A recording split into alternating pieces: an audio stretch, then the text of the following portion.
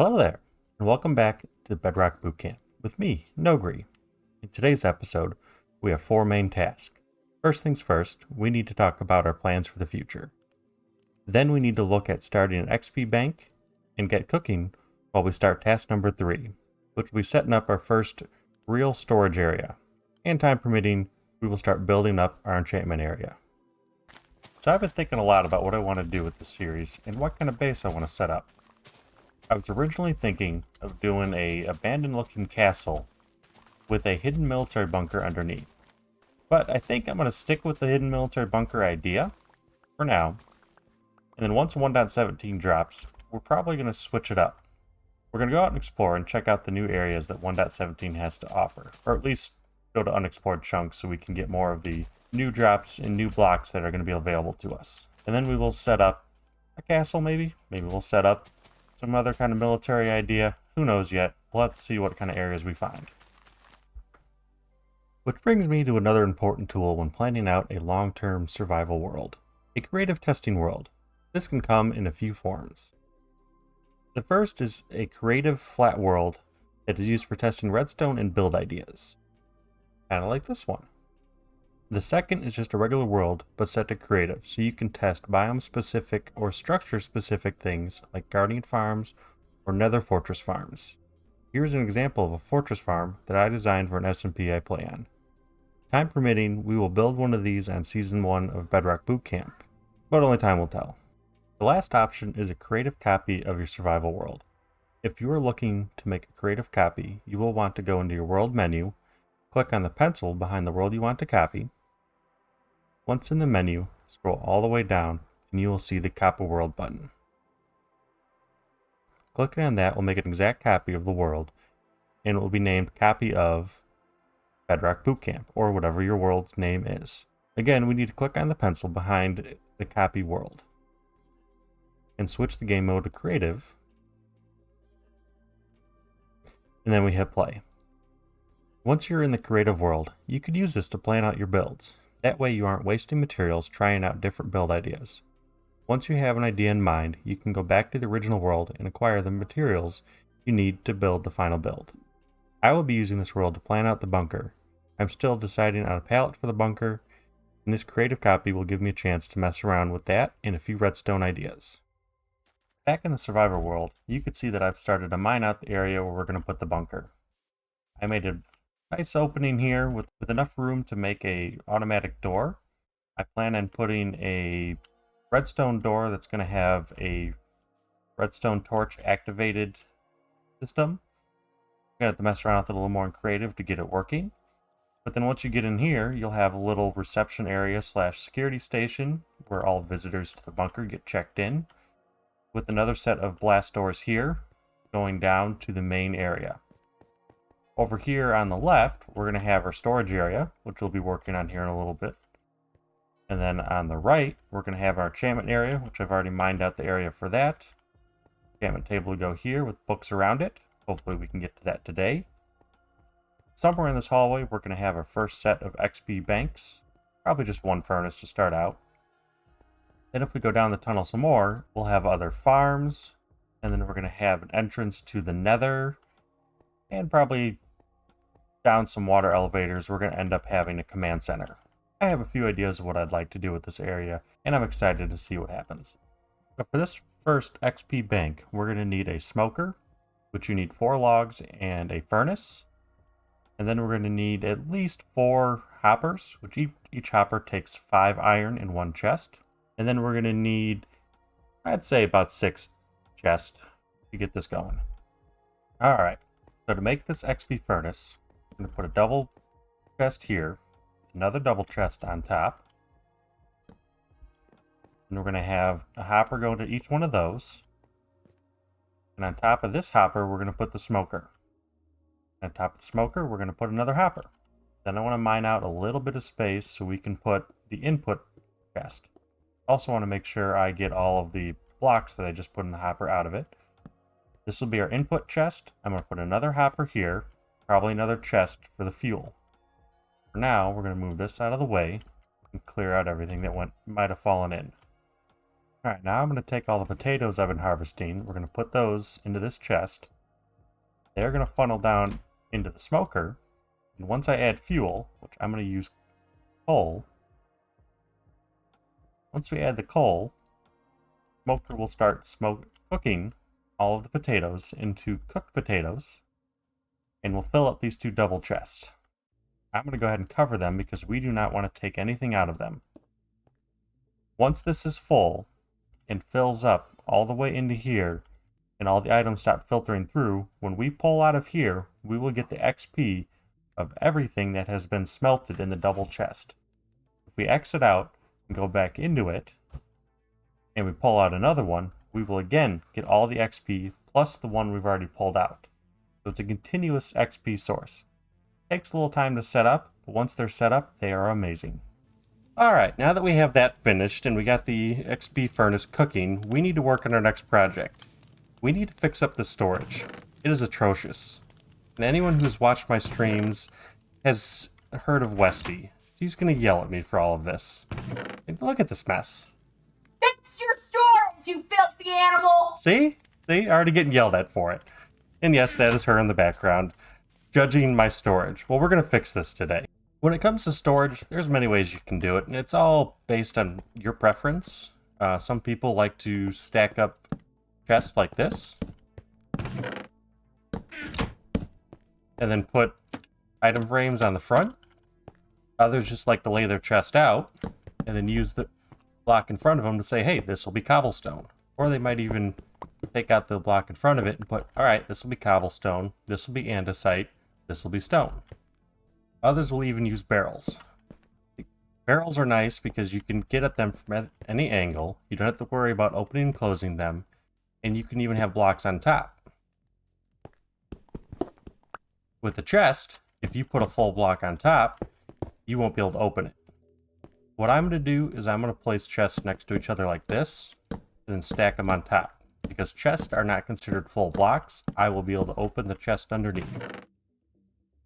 And I'm going to mark them by using item frames put on the front of them. Now, as you can see, I've already started to fill in this area, but I still have to fill in the rest of this before we can really start organizing. I should probably explain something. Item frames are made by taking 8 sticks, putting them in a circle like this, and putting leather in the middle. Alright, now that we have all of our chests in place with all of our item frames on it, we have to figure out how we're actually going to lay it out. So I have 6 little cells here that I can use. What I'm thinking about doing, I'm going to put all of our stone and stone variants, including andesite, dorite, and all of that in here. Over here, I'm going to put all of the plants and maybe the trees. In here, I'm going to put all the tools. Over here, I'm going to put all the ores. This will be all the nether-related stuff, and this will be all the end-related stuff. This is subject to change, but we'll see how it works. So I'm going to go ahead and start laying things out. What I'm going to do is for like cobblestone, I'll put cobblestone in here. If I go in here, let's go over here, tools. Put a compass in here to mark this is where I'm going to put iron-related tools and whatnot. It's all, like I said, subject to change. We'll see what happens. The trees will go over here, and I'll lay out the different trees that I have so far. I think I have a few. Missing a lot of them still, like dark oak and jungle, but as we get them, we'll fill out more. And yeah, that's how we're going to lay it out. So I'm going to go ahead and do that now, and I'll get back to you when we're done. One thing to note when you're putting away items, just because I have a spider eye here, doesn't mean this will be full of just spider eyes. You can use it to represent mob drops. So in here, you'll see all the different hostile mob drops that I have gotten throughout my time so far in the boot camp. And as I get more, I'll keep adding more to them. If I make a gunpowder farm and I start getting a lot more gunpowder, I might just make a separate chest just for that. The great thing about this area that I'm in is it's expandable. So if I need to dig out more, I can go back into the wall, dig out more, and place a few more chests. Another thing to think about is how much of that item you're going to get. When it comes to cobblestone, we're going to get a lot of that from mining. And once we get silk touch, we'll get a lot of stone from mining, but we can just make this all stone-related objects right here. So that way we can fill up these chests. And about the time we get full, we should be getting ready to go to the end and get shulkers, which will help us fill up more. But when that time comes, we'll get to it and explain it. Since I'm doing a lot of running back and forth right now, I think it'd probably be wise for me to make a clock. To make a clock, you need 4 gold and 1 redstone. When you make it, you can look at it, you can tell it's almost nighttime. But what we're going to do is we're going to take an the item frame here, and the clock here. This way, as we're running out, we can tell, hey, it's almost nighttime. Once it's nighttime, I could sleep so I can avoid the monsters. Don't want to have a creeper blowing up on me when I'm carrying all this stuff. Now, the way you can tell when it's time to sleep is you watch this clock. As soon as the dark part gets straight up and down, you'll be able to sleep. We just wait here a few minutes, or actually it should be a few seconds. We should be able to see it change over to be a straight line. And just like that, you should be able to sleep. Well, for the most part, we have all of our blocks stored down in this new storage room. There's a few things, like by the mining area, that we still have, which could probably stay there. I don't need to move all the cobblestone over here. No real point to it. And then also by the farm area, I have some crops over there, in case I need to replant things or expand the farm in general. But looking around, you can see that I've laid things out. I've got cobblestone here, and most of this will be stone-related things. Got sand, gravel, dirt, dorite, granite, andesite, coal. Left these open because with 1.17 coming out, we might get some new things to put there. You have diamonds, lapis, emeralds, and so on and so forth. You can see have more area for expansions later. Left these 2 areas open because we have not made it to the end or the nether yet.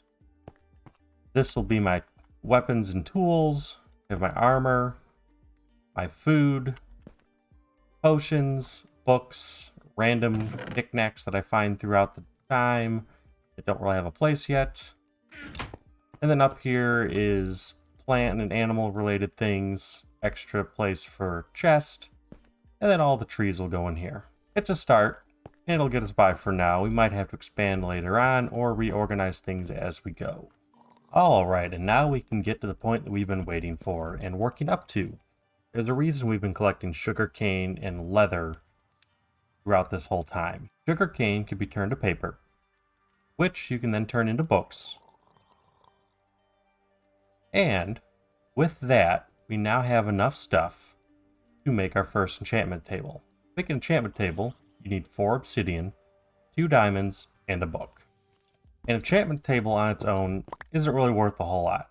Place it down, place the tool that you want to enchant in there, and you can get some low-level enchantments. As you can see, you have 7 here. It says Unbreaking 1. I do have a special episode planned that explains all of the enchantments and their max levels. We're not going to get too far into what each of these different enchantments are right now, but we will get to that in a special episode later on. But we can raise these up a little higher, and that's what we're going to do. In order to do that, we're going to take the bookshelves. To make a bookshelf, you need 6 planks and 3 books. Now, I already have 14, but I need 15 to get the max level enchantments you can get from an enchantment table. And then you place these. First layer has to be the same layer as the enchantment table. Right now, we are up to 9. We go ahead and place 3 along here, 1 here. Alright, so I'm back. Yes, it is still 15, but you have to put it, I put this last one here. Putting it up there did not work. I put 2 over here, 1 over here. I have a total of 15. Now I put the pickaxe here, put lapis there. I have a total of 30 levels that I'm using. I actually only am using 3 of those and 3 lapis when I take this, but it has a chance of giving me more than 1 enchantment. Currently it's showing me Unbreaking, which I could just get that, or I could get more. Let's see what we're going to get for our first enchantment. Ooh, that's a good one. So I'm getting Unbreaking 3, Silk Touch 1, and Efficiency 4. This pickaxe will last me quite a while and do me some good. And you might be able to put together that this is the reason we are making this XP bank. Once this is full, I will be able to pull out of here, which I could sit here and click through it, which I'm not going to, and it would give me levels, but it's a lot better once it's full and it'll give me even more levels. That way we can keep having over 30 levels and get max level of enchantments. Well, for this week, I'm going with a really simple comment of the week. It says, at 8:40, oh no, by Aphips. So in the last episode, At 8 minutes and 40 seconds into the episode, we discovered our first redstone. Those of you who know me and have been on me with other SMPs know that I like messing around with redstone. I'm really excited to see what I can come up with for this series. I'm hoping to try to do a lot of my own inventions instead of coming up with or copying other people's inventions or just going by a tutorial, but it is a scary thing to think about. By the way, also, Ep5 is a streamer. If you get a chance, go check him out. He's a great friend of mine, and I'm excited to see him get back to streaming soon. Well, I gotta say that was a pretty productive episode. It took me a little longer to get this episode out than I wanted to. Had a lot going on in real life, and the next couple weeks are going to be a little busy. And on that note, I mentioned before I didn't know when 1.17 was dropping, but we found out that it's coming out next Tuesday. Might get another episode out before then, but I'm not going to hold my breath. So maybe the next episode we can start talking about some of the new additions in 1.17. If not, I don't know what we're going to do, but we'll find out. Thank you for joining me on the Bedrock Boot Camp. This has been Nogri, over and out.